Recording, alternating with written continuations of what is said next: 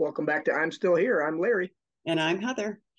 In 1998, at the age of 26, I was diagnosed with stage 4 breast cancer. It changed everything for us, but I'm still here. And we are starting something a little different this time. Oh boy. We are going to find out who Heather is outside of cancer in a Okay. lot of different ways. So this will be a multi-part series where I get to ask questions that Heather doesn't know is coming, and Heather has to answer those questions. Is it good that Sound we're good? not in the same room? We're not in the same state. Okay, so tonight I thought it would be a good idea for everybody to learn more about the career part of you. Okay. So from the very beginning to now and the whys behind it, and I have some questions about that.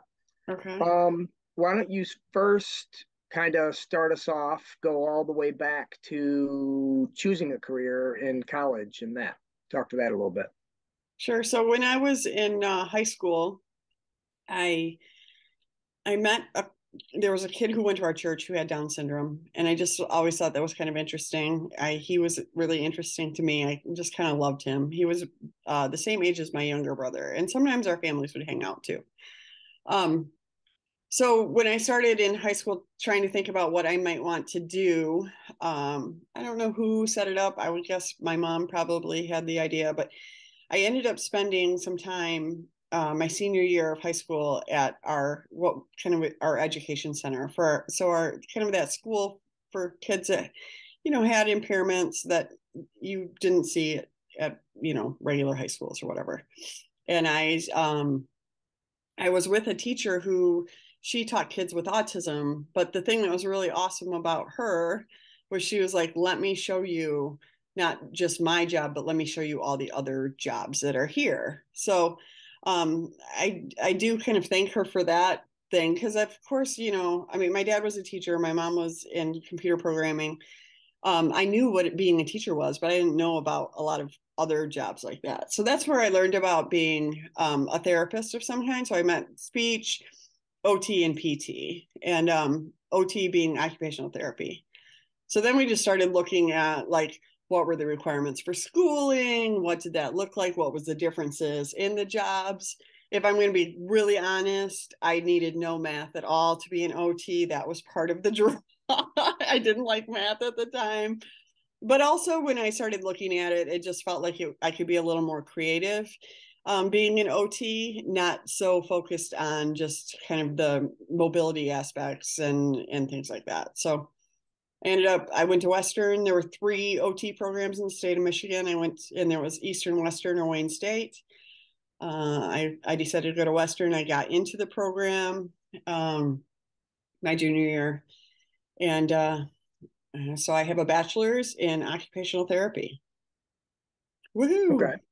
So did anybody out, well, and this, it doesn't even have to be OT, but who Mhm. influenced you? Did anybody influence you to go into As a that? therapist, Sure.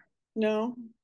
I mean, I Okay. didn't really So, know what a therapist was. You know what I mean? right. That's what I'm asking, I guess. Yeah. Is why was there anyone that went down a specific career path or you knew of or anything like that? Or was it No, but just, I mean, I think there was a couple forces at work. I mean, so I graduated in 1990 from high school. My parents very much wanted us to get a degree that would get us a job. Like that was important, right? So I didn't feel I didn't I didn't feel like I could kind of like explore, oh, I'm going to be, I mean, like our daughter's a sociology major. That was not on the table for me. And I don't know if I wanted it to be, but I think I was looking at like psychology and some things like that. But a lot of it was driven by like, get a job, be able to get a job. And then I think too, I mean, some of it was like flexibility overall with lifestyle, like would it be a career that would be good for raising a family and stuff, which wasn't necessarily on the forefront for me. But again, I think my mom was thinking about that kind of thing because she was in a job that was very, she had to be there every day, all day. She didn't get a lot of time off, things like that. So, Okay. So why don't you then take us into what you did with that? so I ended up, I became an occupational therapist, and I knew, I mean, it was really my intention if I was going to be an OT to be an OT in the schools. So, I, I thought it was a fun way to kind of be, with I don't know, just in that environment. But I also like I knew I'm not a teacher. Like that kind of that there was I was never drawn to like being a teacher or things like that. So I ended up as an OT, you have to do two rotations at the end of your, time. I did it 12 weeks inpatient hospital rehab, and I learned, oh my gosh, so much and had so many great experiences. But then I also did a 12-week school rotation. So But coming you out didn't of start out in schools. well, because there weren't any school jobs at the time or that I could find. So I found a job in Big Rapids, which was it was a contract company, and they had the contract with the hospital, inpatient, outpatient, and they did contract to the schools locally. So I thought, oh, I might have a shot of getting in there. So that's the job that I took. And I was there for, I think I was only there for actually like 6 months. And then a pretty large company came in and started an outpatient pediatric, um, situation in that town. So I interviewed for that job, got that, and I worked there for, I think, I don't know, a little over a year. And then a school job opened, and I applied for that and got that. So, Okay. So then you worked there for a while, mm-hmm. and then cancer hit, right? Yeah, How long did you work there? I think I was there for about 2.5 years. I was leaving mid-year. I had literally just resigned when we found out about the cancer.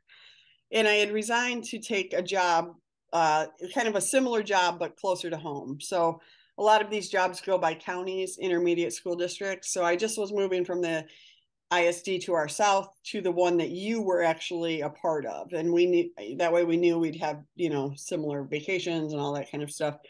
Um, but yeah, I couldn't. I mean, the timing was blah, terrible. And then not only was had I just resigned and I didn't know what was coming forward, but I also was like trying to like then leave, my caseload and my whatever to the next person in a way that made, I don't know, some semblance. And I couldn't even think, most days. So that was really a challenge. Okay, we've talked a lot about cancer treatment, which you went through, and you were off work for a while, and Mm-hmm. then what? So initially, what I did was I worked one day in my new school district to be able to kind of continue benefits. I asked them for a leave. They granted me a leave, which is so that would have been like January. Over the summer, I got word from my new employer, which I didn't know them, that if I didn't come back in the fall, I wouldn't have a job. And I knew I couldn't come back. I was going to do radiation in the fall. I knew that was just, it wasn't, I mean, we both, I think, really agreed that it wasn't on the table really for me. And we were making it in the way, we were going forward. So I didn't go back. And then I spent the next couple of years just really focused on being as healthy as possible, building, really a healthy lifestyle, spending time with Sydney, um, yeah, just building. But I walked away thinking that I will never be an OT again. I mean, I thought I was done. So yeah, Not true. Keep going. not true. So then, oh, I don't even know what it was. It was probably a good long time. I bet once kids were in school, we built a house, we did a lot of different things. And then I just started getting word that like there was work out there. And I was like, oh, I think I covered a couple maternity leaves, like that kind of stuff. I did some different things like that. People knew that I was an occupational therapist in the area. I started doing some what we call PRN work in the medical field. That just kind of means filling in for people, kind of on a day by day situation where you can kind of say, I've got 5 hours available. So I dipped my toe back in that way, working mostly at nursing homes. Um, and then in 2010, the same school that I had left called and said that there was a job available. So I interviewed for that. At that time, I actually was doing like contracted, like 1 day a week with a neighboring district. Um, and and so I ended up doing that, going back to the school district that I had been told that if I didn't go back now, I wouldn't be at. Um, so Which takes us to this fall. yeah, so I worked there for a long time. I was there for like 12 years. And I needed a change. I was burnt out. I feel like in some ways I knew too much and didn't enough, and I just really I needed a change. We'll get to that. Yeah. Just tell us what's the next. So then I resigned from there, and decided to travel. So, um, as a travel therapist, it's almost kind of like taking PRN, but in a bigger capacity. You agree to contracts for a certain amount of time. So in the medical field, that's generally like 13 weeks at a time. So the first one I decided to get my Indiana license. Again, now you're looking at all of these different things. Michigan market's not great for OT, so I looked at Indiana, um, got my license, and started working at an assisted living this fall in Mishawaka, South Bend, actually multiple ones. And and now I'm still in Indiana, but in a different place. And I'm back in the schools from January to June. So, Okay. So, looking back now, mhm. how long ago do you think it was where you were like, I need a change? I think ever since I started kind of this journey with entrepreneurship, ever since I started believing in myself a little bit more, ever since I realized like this is never going to fulfill like my goals and dreams, nobody's ever gonna, how do I say this? I'm never gonna be known for being an OT. There's no advancement. There's no way to kind of be really, I mean, you can be great with kids or whatever, but I just knew that I couldn't really grow and make the impact that I wanted to make with people in that job. How long ago was it that you thought you might need a change? I'll just ask it again. Maybe she'll answer it this. I probably, I mean, honestly, 5 years ago. Okay. So, good. Listen to the question, ma'am. So, 5 years ago, Yeah. and meaning you've been thinking about this, you've been, for lack of better words, unhappy in your employment. Now, there's been happy days for sure, and I know some of the people you worked with made you very happy, and Yep. others not so much. Um, but why do you think, or what are the reasons why it took 5 years to pull the trigger and make a change? Talk to us about those things. Um,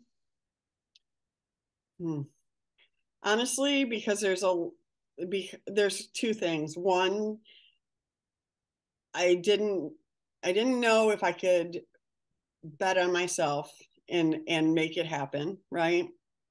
Um, Also, education, the world that I lived in, I feel like every it gets looked upon as kind of like you've got it made. Like, why would you leave? Why wouldn't you stay until you were fully vested? Why wouldn't you? Why?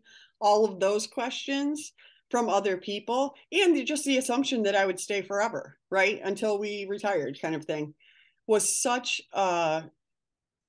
just such a predominant part.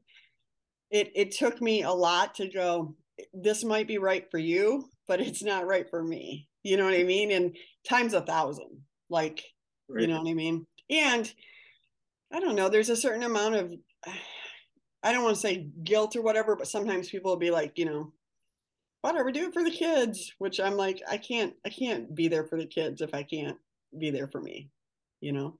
Yeah. So, I mean, you really haven't made a career change. No, You not just made a yet. location change, Not right? yet. As of right now. Yeah. So, what you're doing right now really isn't the goal. No. Okay, we'll get to that. So let's go back to, what made you finally pull the trigger? Are people out there thinking about, yeah, I'm in a similar situation? Well, I mean, was it the people? Was it the environment? Was it the job? What was it? Okay, the number one, the biggest thing, Mm-hmm. honestly, is I've been saying this for a while, but if I were to be re-diagnosed and I was still in that job, I would be beside myself. To think I spent so much time in a place that I really needed to leave. If I took this time that I've been given, and I'm so blessed to be here so many years beyond what so many people with stage 4 breast cancer are. And Mm-hmm. I literally was in living, a big part of my life in my occupation, my job was making me unhappy. I don't want to live with that regret. Without specifics, that's what I'm asking though. What Let people know what was making you so unhappy because you're doing the same job right now if you did. So Well, what was making you so unhappy?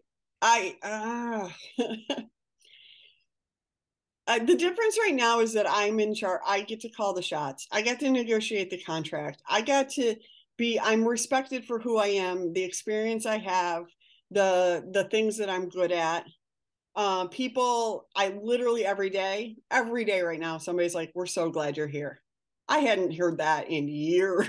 I Mm, mean, honestly, yeah. not even so we're so glad you're here. It's like you should be glad you're here. Like it's just a difference. It's a mutual respect for the situation. It's a how can I help you, and thank you for helping us. Like it's totally different. Mm. Totally different.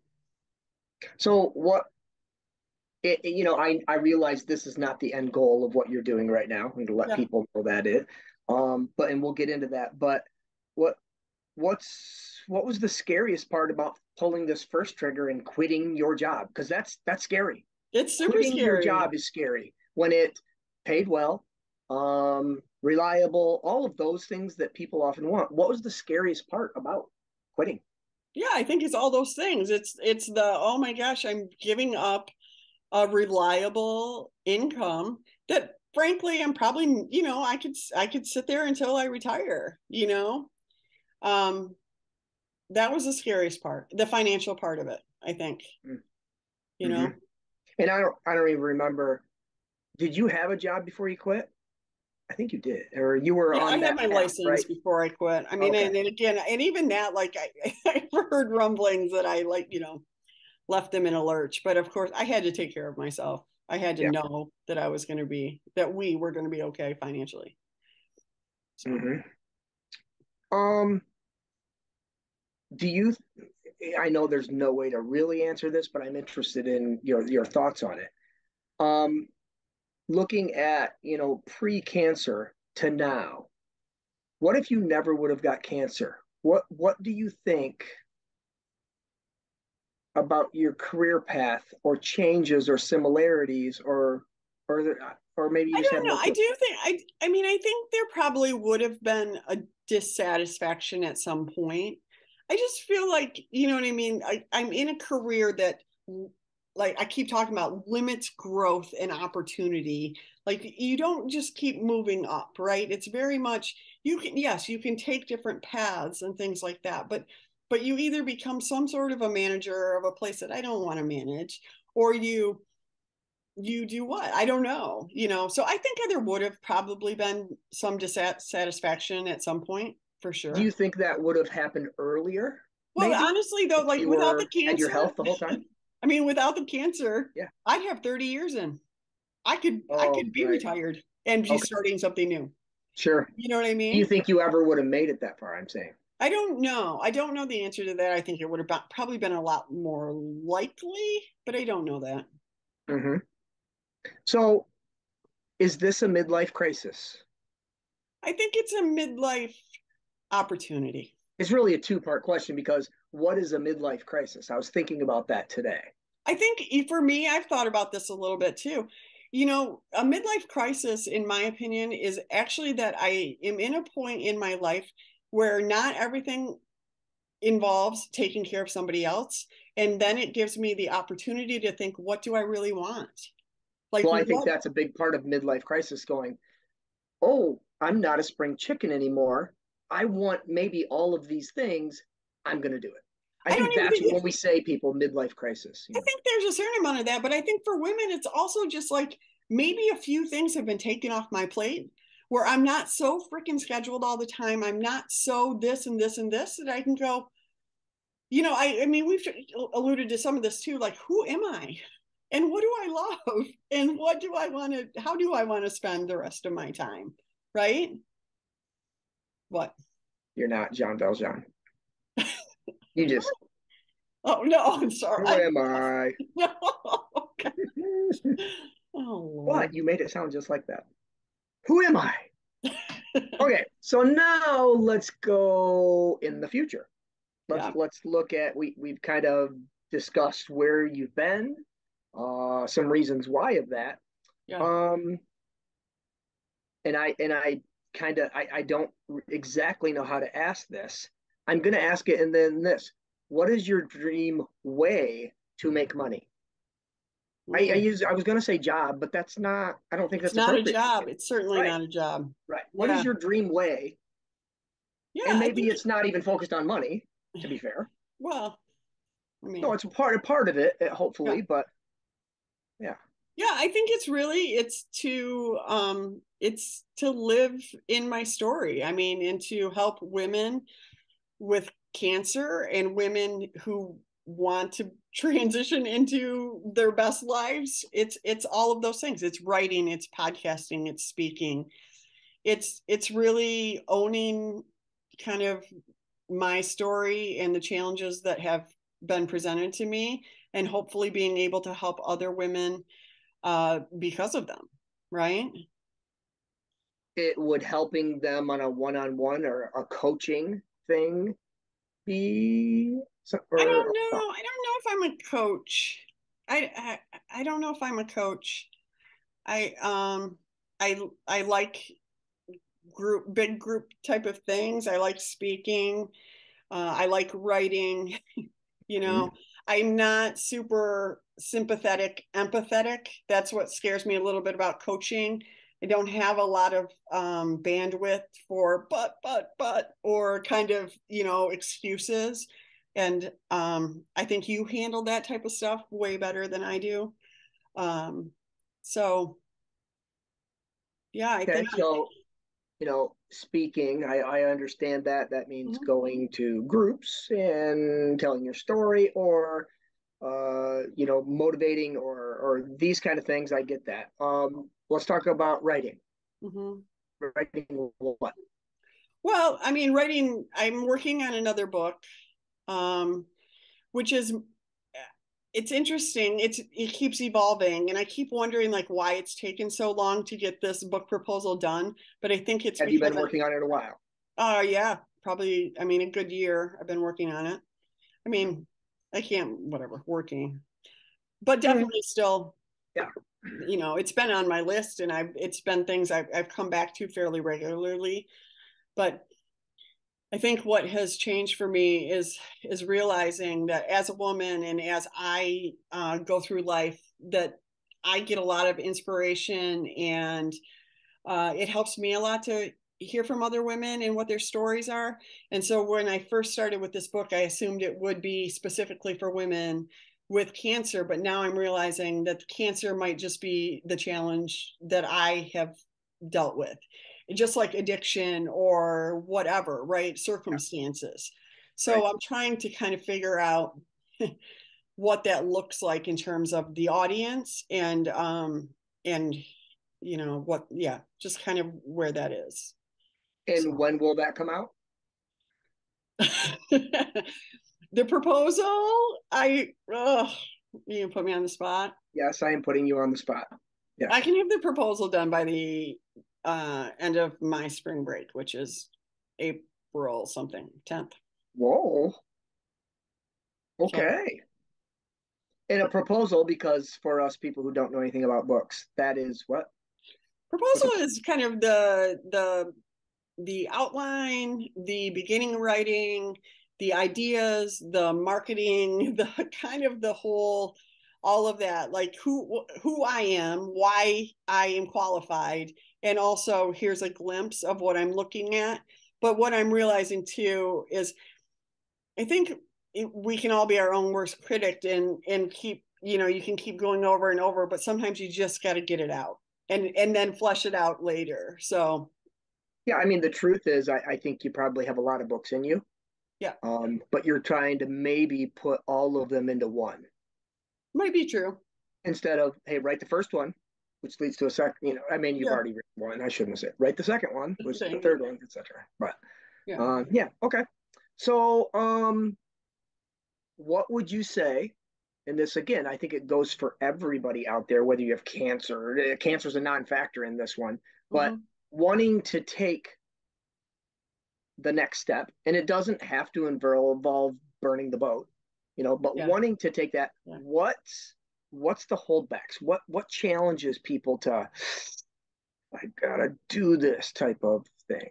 What are those? Well, I Because I think think you've had I some. think the balance is between being, like I don't want to ever be irresponsible, but you do have to take some risk, and so that's what really, like for me with my career as an OT, what it finally came down to was one, I had to put away everybody else's voice. I don't care if you think this is a great job for me, it's not a great job for me. And I know that. And so all of the perks that you're seeing, I'm sorry. I don't, you know what I mean? I'm coming home exhausted. I realize I'm burnt out, right? Mm-hmm. Um, so those things, like I'm responsible for me, that kind of thing. I think that's part of it. I think there's also just realizing that if you don't take, I don't even know if risk is the right word, but if you don't ever try, you'll never know. Like, Right, but what are the challenges for you right now to speaking, writing, book, Phil? I know there's a lot more than that even that yeah, you're yeah. interested in. But what's the holdback from that? Right now, it's like logistics, which I'm working on, but it's also kind of trying to. You can't make it perfect to start. You just got to start, and I know this now more than I ever have. So I know I need a website, and I'll have one soon. Is it going to be perfect? We No. should we should mention that this isn't the only thing on your plate. You're a small business owner Right. that is getting that kind of back up in Sure. different angles with that, and that's been burning for how long? How long have you opened? I think 2016, I think, is Oh, actually when we so a started long working on time on that. Yeah. that. But But that's again, that takes changed. time. Yeah, Those are, that's changed. Right. yeah, those are like those iceberg things, though, right? That you see where everybody sees the tip and they're like, oh, they've made it. No, they've either Mm-hmm. been working their ass off or they put it aside or they've done all these different things. There's so much more to it than when you see somebody finally, make it. Mm-hmm. So, but yeah, Okay. I think there's a lot of components to it, but I think they're all in motion. And I think what this is showing me, what I've learned in the last 6 months is, you know what? I can do this. I can figure things out. I can keep moving. I can also make demands and have them met. You know, I can I can figure out a way to make OT work for me, right? And Mm-hmm. I also have realized, like, honestly, I have so much more energy now than I did a year ago because it doesn't, my job doesn't suck the life out of me. And I don't know how else to describe that, but So it's, it's less of an emergency to make the next jump, would you no, I say? think, well, Not an no, emergency. Maybe that's the wrong word. no. I felt like it was an emergency a year ago, right? Yeah, I think the cool thing about what I'm doing right now is that the jumps are kind of already put in place for you because they're contracts and they have ends. No, no, Like, no, no. I'm not talking about being an OT. oh, You okay. don't want to be an OT. No. So my final question is, describe to us Heather Jost 5 years from now. Oh, yeah, I think five Detailed years as you can. I think 5 years from now, I can be exactly where I want to be in terms of podcasting on a regular basis with an audience that is big. I mean, I appreciate the people we have, but I think it can grow substantially. Sure. Um, and I think, writing either books or other things as well. I mean, but again, having a book in the works at most times is me. And speaking, and that means a couple times, whatever that looks like. I mean, I think it's kind of funny when I look at you and officiating. I'm like, October's just always going to be busy for us, and that's cool. You know what I Yeah. mean? Sure. So, Yeah. um, and but also designing my own life, and mostly more important, knowing my own worth. I'm really tired. I'm so tired. That's been one of the biggest switches, is I get to tell people what I'm worth. Yeah. Very true. So, Okay. Well, I think we've all got to know you a little bit better now, especially, people may have been wondering certain things. That's definitely a working or career type of history, really minus the cancer. We didn't talk a whole lot about that. But obviously that has shaped um, a lot of your passions or a lot of what, where you're going, I believe. With the writing and the speaking, I think cancer will always be a part because it's part of you may not be what you're speaking on, but we all have a history. it's giving me a perspective that I will never. I mean, that just about longevity, but also about spending time on the things that really matter, and ultimately, what I'm going to allow to suck my energy, or use for good. Yeah, So yeah, cool. All cool. right, everybody. Well, thanks for listening. And our next installment will be whenever Heather tells me our next installment will Oh be. my But goodness. I Thanks know, for the little interview. change. It's fun. Yeah, awesome. Cool. Hit We'll it, Doc. talk to you all soon.